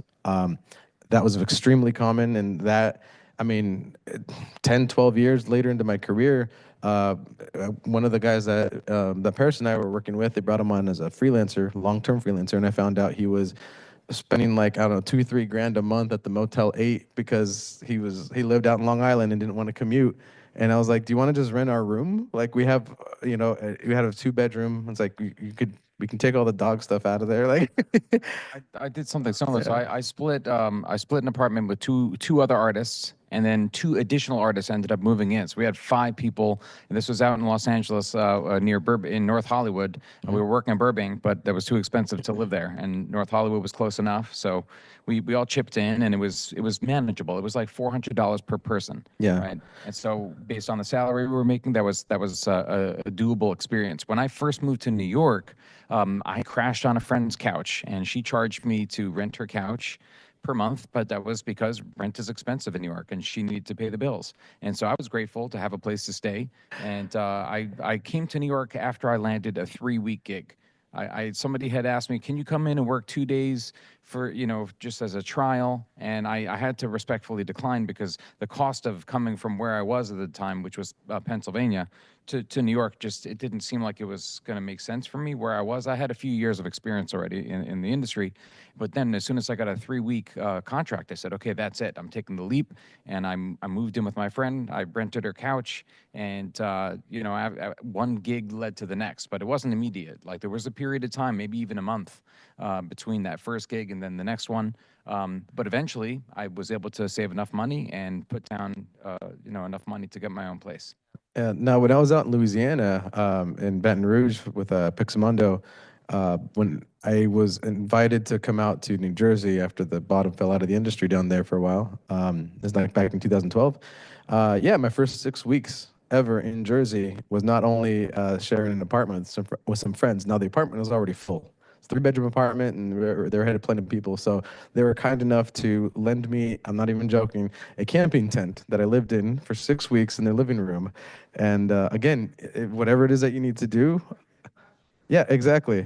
Yeah, and it was because, again, a similar situation where I had a potential job that wanted me to move, and they're like, we'll do a 6-week trial. I'm like, I'm not picking up my whole life. And like, not because I didn't want to, I'd already done it twice, but the expense at that, you know, the risk reward. So we found a way around it. And luckily, again, you had a support network that just happened to be in the area. And again, yeah. And that's the beautiful thing about this, all right? I'm not gonna undersell this. Everybody here in this room, make friends with each other, because everybody's gonna go somewhere else. And then you suddenly you're gonna have a friend in Taiwan, or a friend in London, or a friend in Jersey, or a friend in LA, or whatever the case might be. And that's just gonna be the nature of it. So. We have a question over here, Sebastian. Hello. My name is Sebastian. I was just wondering if any of you have experience with AI, either in your work or you've seen it done in your company, and what you feel about it. Again, can we reset the clock? No, I'm just kidding. We have a very specific guardrails on how and the ways in which we can use AI at Praymaker, where I work. And short version of it is that it needs to be airtight to be used for commercial work. And that usually means if we're going to use Comfy AI, or UI rather, or Midjourney, or any of the Runway, it can only be used in very specific ways, and it certainly can't be used for Final Pixel almost ever, with the exception of doing what used to be now it's kind of derogatory when people say deepfake, but we had to do a deepfake for FanDuel, and all of the technology used to generate the deepfake was machine learned on site by us on our computers with content that we had gotten from Charles Barkley over the years that had been licensed. So it was a pretty airtight usage of it. When you say airtight, though, like that, you're talking about legally. That's legally, yeah. That's I'm a sorry, big yeah. factor of it. Like, Yeah, a huge because reason behind it. right, because the legislation for that kind of stuff is being written as we speak. So when you use stuff on open platforms, there's not an NDA or a system in place to keep that stuff from just being trained on competitors, or having, like, let's say you're doing something for IBM or for Coke or any big brands. They're using a lot of proprietary technology and techniques, and so to have that out somewhere in the ether is a problem. So, but I mean, if you want to know my thoughts on AI as a topic, I don't know if we have time for that, but I will say that there are a lot of people who claim to know more about things they can't possibly know, who have the biggest mouthpiece on LinkedIn, and we all are being assaulted by it. And I'm here to tell you that if they have all this time to have AI write these really, really, really clever icon-infused posts, they're probably not working in the industry, because there's no time for that. You'll notice that when you are following people you really admire, there's almost a team around them that are actually putting their content out for them, you know?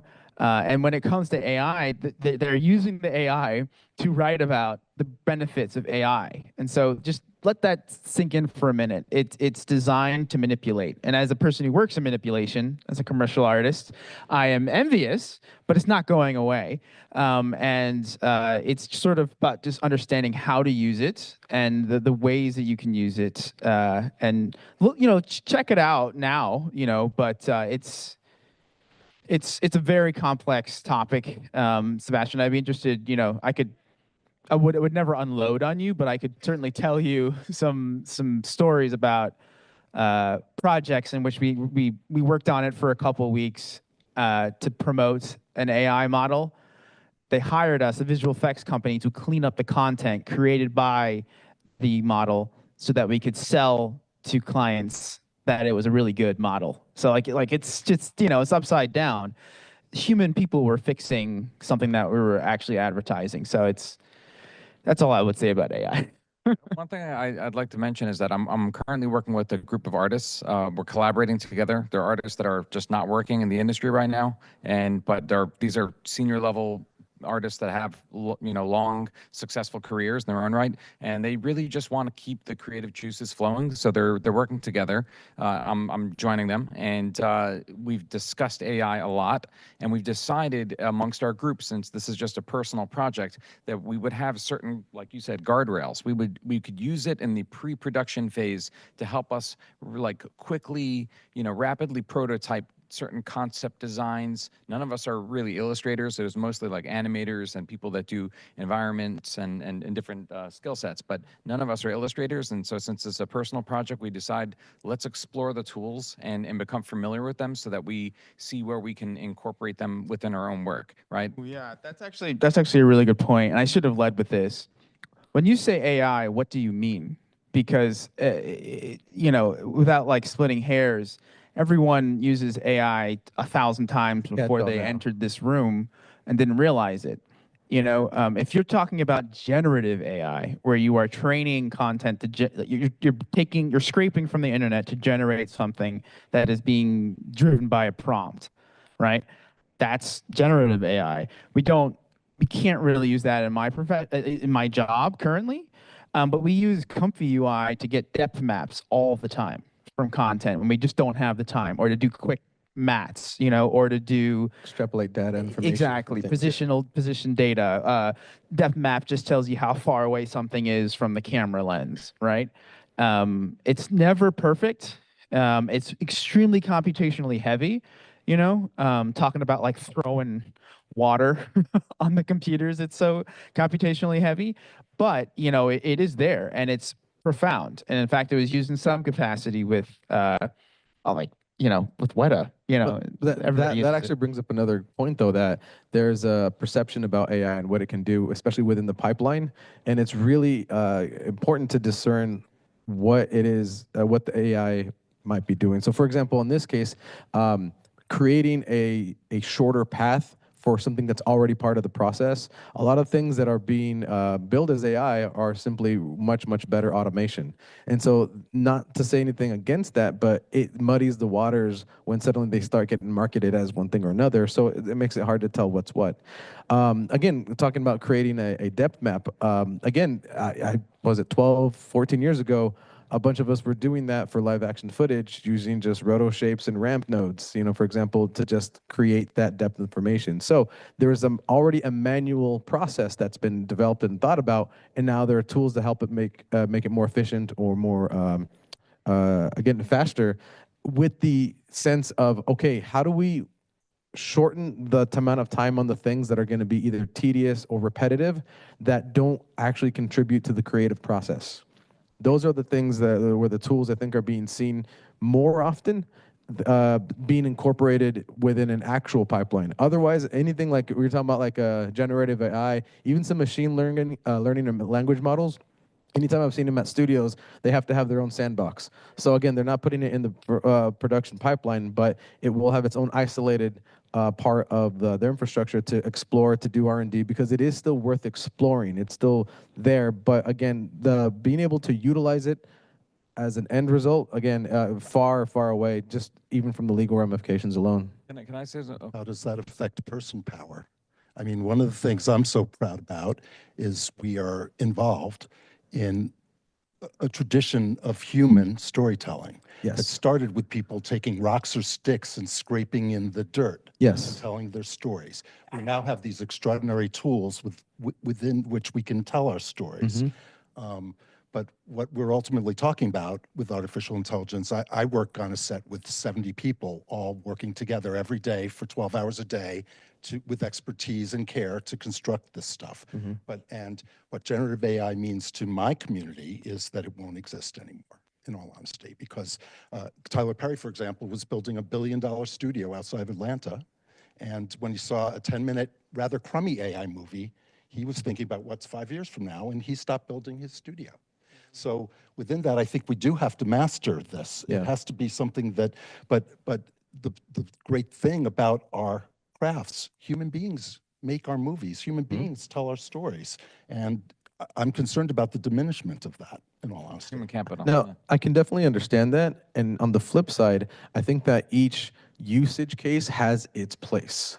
So, for example, I think that there's going to be a lot less of a barrier to entry for people who want to try to tell a story and to use some tools. But if you're going to try to take that and elevate it to a specific type of art form, again, there are certain standards and certain qualities that come with that again, come with knowing the craft. One of the thoughts that comes to mind is, man, was it 2012? There's a video game called Spore, created by Steve Wright, which I'm a huge fan of, and you got to really create whatever creature you wanted and this and that. Well, I used to go and make creatures in there and use a plugin to export them out into Maya and then go have fun in my own worlds there. And I found out as I exported these things that it would automatically UV your model on the fly, depending on like, how you're modeling it and this and that. And the UVs were terrible. They were absolutely horrible. And within the storybook that came with the game, was talking about one of the executive producers walking by Steve Wright's desk and saying what is happening here? Like, that is the world's worst UV. Like, I would fire you on the spot if you turned this in. He goes, yeah, but I generated that in like a third of a second. He's like, wait a minute, what? And so in that context, it had to meet a certain level of fidelity, quality, and ease of use for that purpose. And for their purpose, it fit. It didn't have to be exactly perfect because they weren't going to turn those assets into a movie asset or need to change them later. They're kind of baked in with the function that they're trying to fulfill, and that's it, job done. You can have that level. But just to try to have everything perform at every level is the unrealistic part, but it will have its benefits on the individual level to get into it. But like you said, there's going to be a consolidation of what's needed on the personnel level with certain aspects. 100%. We have another question. Jill over here with the mic. Hi. You've all spoken about how important networking is to the career. How do you make yourself memorable enough that someone you meet at a networking event such as this will remember you in, like, say, however many months? And how do you keep up the relationships that you build at these events?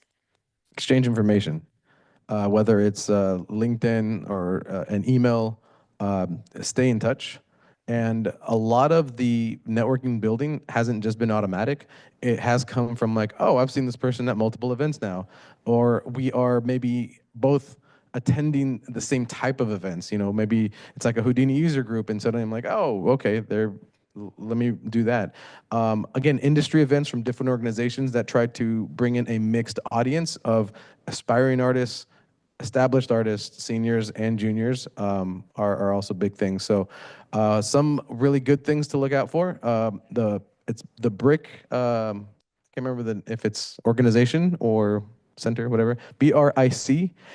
They often do virtual speed networking, kind of like speed dating, but you're just networking on a Zoom call, and they put everybody in these breakout rooms, and you literally meet like 30 people in under an hour in a professional setting. So there's a ton of more opportunities for that. You can seek them out as well. We got Xavier on the mic. Just one thing I wanted to plug. The VES, which these two, all four of us, we're members of, hold events pretty regularly. And so they're usually pretty transparent about whether or not just anyone can come. But I'd say if there's 5 events a year, I think 2 or 3 of them are usually open to students. And feel free to come. I usually try to talk about them in my class just so people are aware. But that's kind of like low-hanging fruit, it's just kind of showing up, really. Actually, if I could jump in super quick, I know, Jose, you put this together, which is fantastic. You had some resources that you want to share with us. Yeah. From the Visual Effects Society. So just to make it easier for everybody, we made a QR code that takes you to our link tree, where it has not only information and resources from our section, but our industry. And we're planning on populate that even more so with, again, organizations that you can reach out to, educational opportunities, and free training for all sorts of different disciplines. There's also a volunteer form, like on the Linktree, which it could be another good way to connect with other members in the Visual Effects Society. Absolutely. Somebody asked if students can join the VES. There is currently a push to create a student sort of arm of the Visual Effects Society. But right now, the prerequisite is to have 5 years experience in a relevant field, but that doesn't mean that we're not actively engaging with students. I mean, like I said, I think the youngest students we spoke to this last year was actually a kindergarten computer science class. It's amazing, yeah. So again, wherever those opportunities come, we will definitely be not only trying to meet everybody halfway and reaching out, but to encourage everybody to come seek us as well. So It just sounded like Xavier, you had a question? Yes. First thing is, I truly want to say I'm going to speak for everybody here, the fact that you've given us the opportunity to sit down here and have this talk with us is greatly appreciative. The fact that you are encouraging students to try to join the VES and all that, it's something beautiful and is one reason why I wanted to have this thing. Shout out to my VP. The one question I have is more of a personal question. And my professors that have me in their class, Lauren especially, she knows that I'm an advocate of this. Nowadays in the industry, it feels like the industry standard program is no longer the quote unquote industry standard. Paris, I'm in your Unity class and you have been heavily pushing Blender. I'm a Blender user myself. Lauren knows that I love Blender and I will die on that Blender hill. But from talking to Ari, talking to you, Jose, and everybody, do you feel that the industry standard program is still a thing that us college students should be aware of, or is it just get good at the craft, get good at one program? And I'm very curious to know for each of you guys, whether it is in film, post-production, pre-production, what is your guys' answer when it comes to that?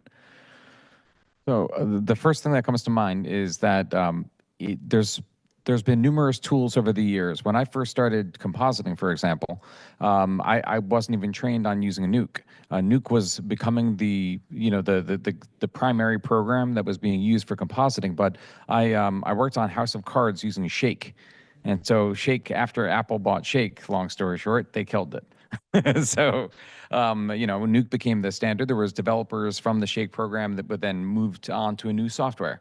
And I think it's important to, yes, it's important to learn foundational skills. Like that's the basis, right? You need to have a solid foundation, and the specific tool isn't necessarily as important as having a solid foundation of the discipline that you're really interested in working in.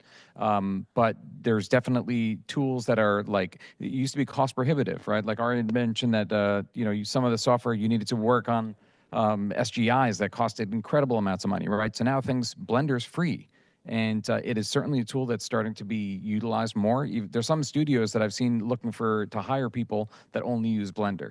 And if there's companies that are trying to land work and they need to keep their budgets down and they choose to have a Blender pipeline as part, it's definitely a good tool to know. if I can say though that regardless of the tool utilized to learn the foundations, that's where the foundations come into play. And what I mean, repeating this over and over, is like, for example, with compositing, I learned on Shake as well. I learned on After Effects and then went to Fusion and then again, years with Nuke. But the big thing with that is that I learned, oh, okay, this is the goal. This is what I'm trying to do mathematically. And so after I got stronger and stronger with, again, the basic concepts across the board, suddenly it was just, oh, what does this brand call this specific tool? It's the same tool in every single program. I just need to learn what that is and find it. One of the fun things, and this sounds super nerdy, but when you get to those kind of fundamentals, you also open up the amount of resources that you have to learn from. So for example, I love going and finding Photoshop tutorials, following along in Nuke, because they're like, oh, then use this tool and you do that. And I'm like, oh, I see. Instead of saying use this tool and press this button, I translate it in my head as like, oh, this is the goal. This is what they're trying to do. And what tool do I have at my disposal in this other program to do that? And so it makes for a lot of fun projects that otherwise, nobody was taking the time to make for a specific program. Same thing goes with CG things. I started with Max, went to Maya, Cinema 4D. You get those fundamentals and it's just like, oh, okay. And it gives you ability to move and adapt much more easier. And more importantly, as was being brought up, that if a studio needs a specific thing from you in order to improve your odds of successfully landing the gig, your learning curve is like diminished by like 90%. Because again, now you're just going, I know the process and I know the tools I'm looking for. just let me go find them rather than let me learn this from scratch. There are some exceptions though, like Also true. like Houdini, for example, That's its own is a beast beast of its altogether. own. It really is. It's a beast of its own. That's another language. That's another, yeah. I know but- Paris can speak to that. Well, I'm biased. I mean, I don't think software matters at all, personally. So I teach Blender in my class because it's a necessity and it doesn't require a license or for people to have the apparatus to use something like Maya or any other software. What's important though is that you understand what the goal is. Like, are you trying to make something look cinematic? Well, what is the recipe to make something look cinematic? Best way to find that out is actually to grab a camera, actually, and some actual lights, and understand, aperture and ISO and temperature, and understand why the temperature of the light gets up and the color gets cooler. Like these concepts are ubiquitous, and they cross all the different software now because they're merging. Blender is beginning to adopt ACES finally in a proper way that can actually be integrated into a production pipeline. There's other limitations, but I wouldn't think about it as I would never ask someone to go buy an Ari Alexa and get ace anamorphic lenses. I'd say, what camera do you have on you right now? That's the camera you should use to start learning and failing. And so if you have access to Blender, yes, of course, go do what you want to do, make your heart race using Blender, right? If you have access to Maya, which a lot of you do, use Maya. Start figuring out why Arnold has synergy with Cycles. Start figuring out why Cycles does certain things that Eevee doesn't do. Start figuring out why they say left-handed versus right-handed coordinate spaces in different software, and what does that mean? And why is Max like Blender and in Houdini and Maya, and what's different, The short of it is just create imagery. Basically. No. Yeah. Whatever tool you get a hold on, just create imagery. And to the networking question, sort of goes a long way. If you create your own artwork, if you create your own voice, doesn't matter what tool you get your hands on, Yeah. you will create a brand, you will network by sharing what you're creating. All of the seminal artists in the film industry, started with some shit camera, and they just started, playing with toys, filming in their backyard, and they create a juice. It's like a nectar. Everyone wants to be with someone that's vital and engaged and creative. So don't think about the tools you're using. Don't think about, who you're trying to network with. Think about, if you want to be an artist, make art. Yeah. Whatever tool. Now, there's two ends to that, though. I would, if I can interject, because one of them is, yes, absolutely make the art. And one of the things, if you're struggling for ideas, the challenge is to take a tutorial that you really like and then go and film all the elements that you would need for that from scratch. See if you can recreate that. Or partner with the film. Or partner with it. Yeah, exactly. These conversations, as I'm a relatively analog guy, talking with very accomplished digital artists. And I mean, I work digitally now, but I have a different approach than my younger colleagues in a way. I'm thinking about one of the best lessons I ever learned. I'm wondering if it applies to you guys in a way. That Vilmos Zsigmond said that in film school, he was sent home by his professor and asked to sit in a dark room with one candle lit and spend an hour just seeing what that one light did. And I'm thinking about, you're talking about different commands and different, does that kind of apply almost to what you guys are doing? It does, because one of the wonderful things about the digital world is that it's completely built off of how the physical world works. And so that's why it's worth observing your surroundings. It's worth learning how a camera sees, because even the cameras are trying to be closer and closer built to how the human eye sees. So a lot of those things do translate. One of the best pieces of advice I got from your friend you were talking about earlier, Sean Falcon, one of my original compositing instructors, was learn photography. So I learned how the camera worked, I learned how a camera saw, and I could communicate what those things mean. Now, when I was saying the other end of it is that there is a reality that, again, as much as we want to be software agnostic, and that's going to really be your strength, there are certain fields that might lean towards some things or another. So for example, motion graphics will lean much more towards After Effects and Cinema 4D.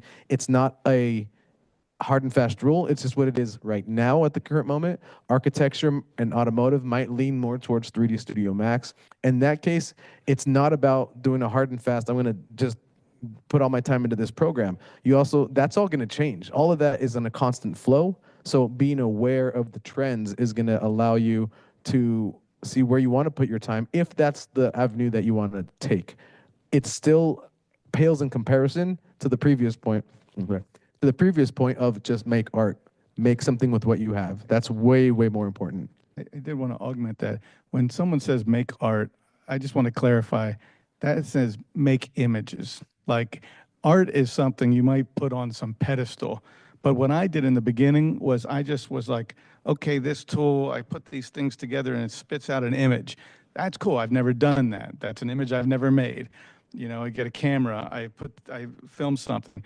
Is it professional? Is it art? Who cares? It's imagery. You are and create images that move you. I showed my original stuff for the first 5, 6, 7, 10 years to people. They were like, what are you doing? I had friends from high school that laughed at things that I did. And I was like, I didn't like them because they weren't encouraging. But really, it took 1,000 little images that meant nothing, that weren't art, for me to start going, oh, wait, now if I combine these 3 different tools on my belt, that's actually kind of pretty looking. And then someone goes, oh, wow. But it takes a long time to make something that you like and other people appreciate. You have to create a tool belt that evolves over your entire career. Right. So if I can hop in on that, I think it seems like the general summary is that to focus on the fundamentals, those will transcend media, which will change. The standards will change, but as long as you know the fundamentals, you can apply them regardless. Absolutely. The best way to really nail down those fundamentals is, as we were saying, to create, because it takes about, they say, like 10,000 hours to really master a craft. And so it does. You really have to put in the time. So how are you going to get that? Yes, you'll gain that throughout your career as you work on more projects, but you have an opportunity to do that in your own time, even if you're not working. Absolutely. And I do want to highlight that we are going a little over time, so I would love to open this up to do maybe a rapid fire for a couple last. Demir right here. Run the mic, run the mic. Hello, my name is Damir. I'm a senior here. My question is, with the use of social media, with posting your artwork, how does that help with opportunities of getting work? That for years I've been doing short films, and it's a weird description of it, but I vomited all over social media. I make these shorts, and I always do it because it's something I want to explore visually, but I want to learn something at the same time, and then I wanted to have a chance to further my career. So I show my tests. I constantly am sharing, because when I grew up in college, everyone was turning each other on to music, literature, movies.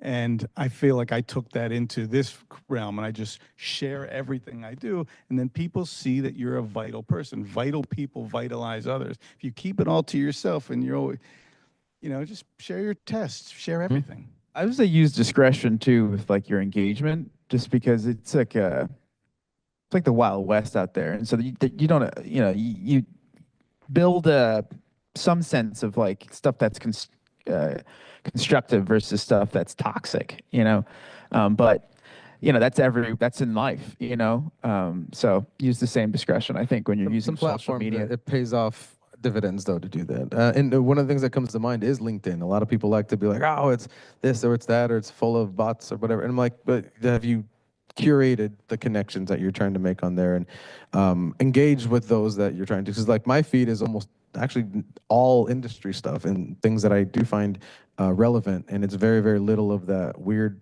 I don't know, fluff, for lack of a better term, or some of the noise. Yeah. You can share an image. Oftentimes I don't know how to do something. I can't Google it, I can't find it. I'll share an image and I'll ask a question. I'd be like, because everyone wants to share that they know something. You haven't noticed. Everyone likes to feel like they've got something to contribute of substance. So when you share an image and you say, I'm trying to do this and I'm struggling with this, does anyone have any ideas? Then you're getting free training from all kinds of people wanting to be heroes on the internet. Reddit's a good place for that. You can learn, share, and network. I said Reddit's a good place for that. It'll give you some thick skin real fast too. I have Araceli over here with a question.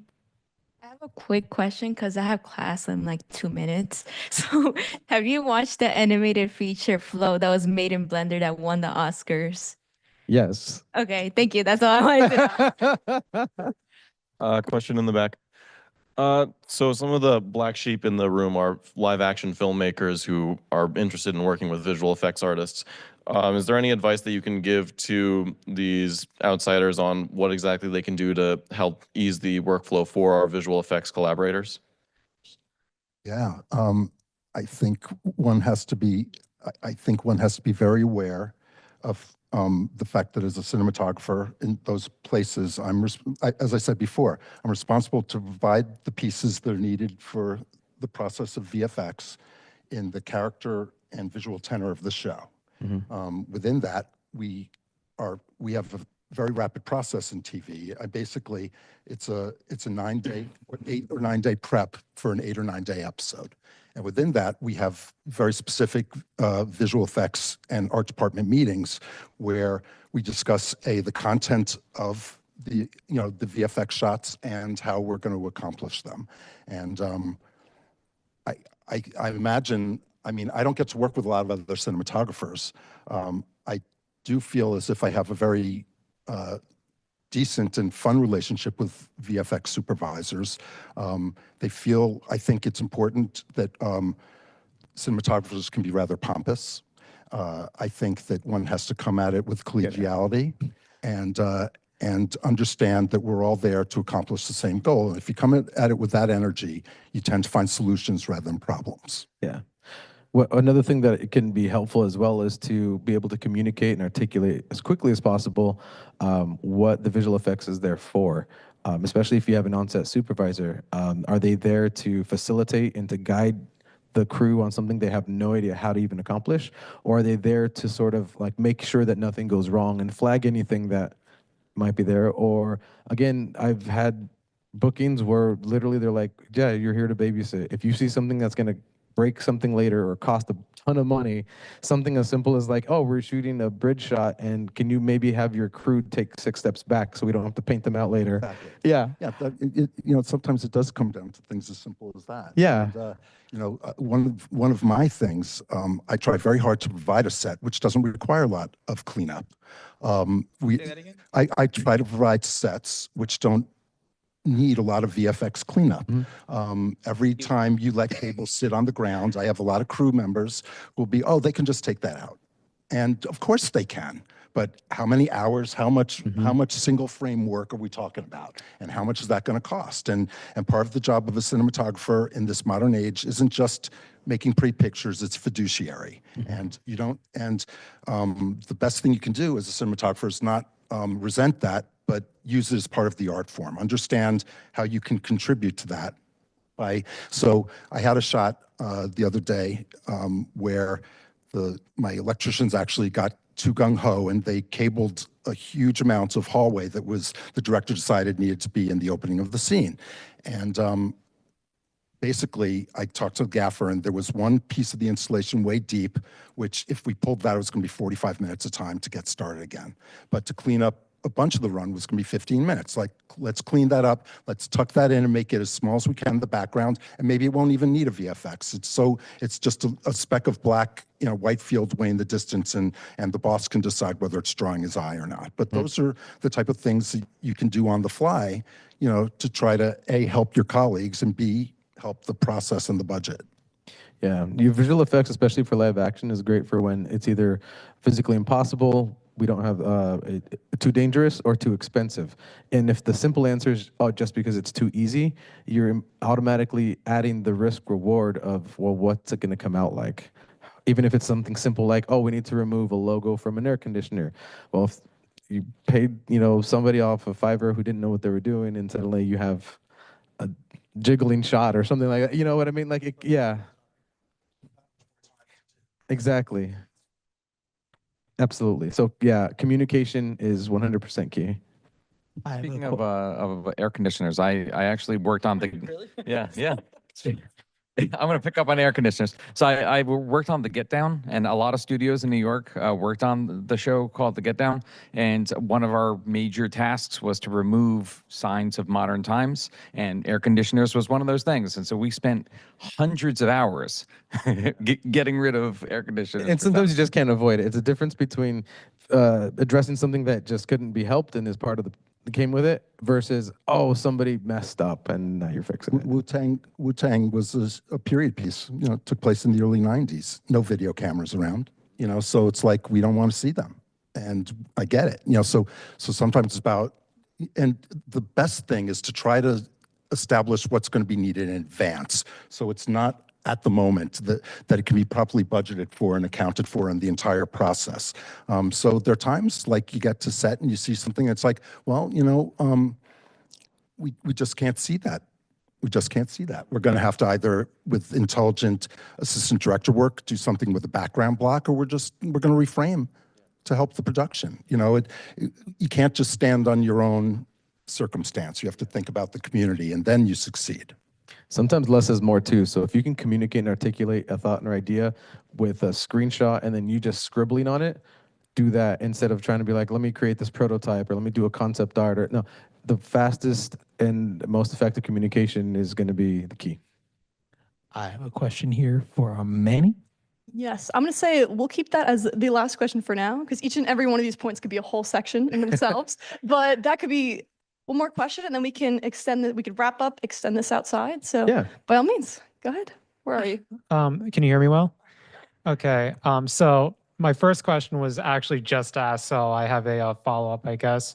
So if you are trying to explore stories that you're afraid that you may potentially be judged for whatever reason, maybe they're ambitious, maybe they're controversial, and you're afraid of judgment, how would you navigate trying to not even pitch, but find collaborators and help them stay in a clear vision? Does that make sense? How would you navigate that unless Very carefully. Find other people that have been in that situation. It might be a specific situation and ask. So can you what do you mean exactly? Are you saying you have like a pitch or a treatment and you're worried that it'll be too controversial? And sort of how do you get it made? Is that what you're asking? Maybe, yeah. I don't know, maybe you're pitching a movie and it's dealing with a sensitive subject that people may judge you for, and you're kind of nervous about that. How would you go about specifically, because I know obviously you got to do it respectfully, but is there any more advice for that? Or do you believe in it? Yes. Yeah. I mean, you just have to find. Okay. Yeah. You have to. That's it. You have to find like-minded people. Period. You're going to have to collaborate with them. Like this question about a DP and a VFX soup and how they handle. There was great answers. I just wanted to say respect. Yeah. Like each person has a lane, and you have to know, you have your idea, right? But you're going to have to depend on other people to do parts of it. And so you're going to have to get buy-in from them. So you're going to have to pitch it to them and break that, that barrier, and then talk to them, try to explain. And they may not want to do it. It may not be what they personally want to express or be a part of. So you just have to find like-minded people. Yeah. And figure out how those lanes can dilate, because they do, you have a role typically, but they're going to ask for help. And just by helping and engaging, you are sort of, there's going to be cross-pollination there. But go ahead, Yeah, actually. And regardless of subject matter, making a movie and finishing it is hard. Yeah. It's just hard. It's worth it, but it's hard. Spike Lee had this great quote. He said, making a shitty movie is a Herculean effort. Making a great movie is near impossible. Something like that. Yeah. And it just if it's any solace, Anora, right? The movie that just won an Oscar, right? Just look up the subject matter of that movie and realize sort of what he's doing and his team has done for it. How did that win the Academy Award? Yeah. That probably $6 pissed million. off so many people, and yet it won the best picture. So it's like you never know the zeitgeist. Exactly. It's like we are expressing things that we're all tuning into, and we don't, who would know of politically of the past year how people would have reacted? Some of these things we pretty much predicted, but it's always like incredible what moves people, and it changes as we evolve. And it'd be a shame to set a standard for something that might hold you back, especially as all the standards keep changing.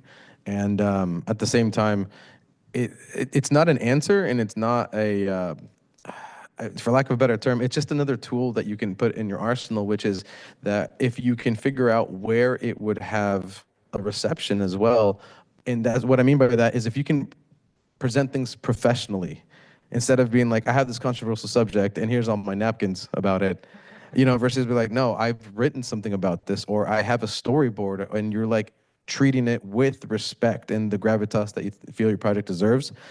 That will also communicate the meaningfulness of that project from you to those that you're pitching to. So it helps. Yeah, not knowing your project, but there are bigger movies and smaller movies, more personal movies and larger scale movies. And, some of the most, in all honesty, the most rewarding time I've had in the last couple of years is I have a 28-year-old son who's a writer-director, and we do 2-person, maybe 3-person movies. Nice.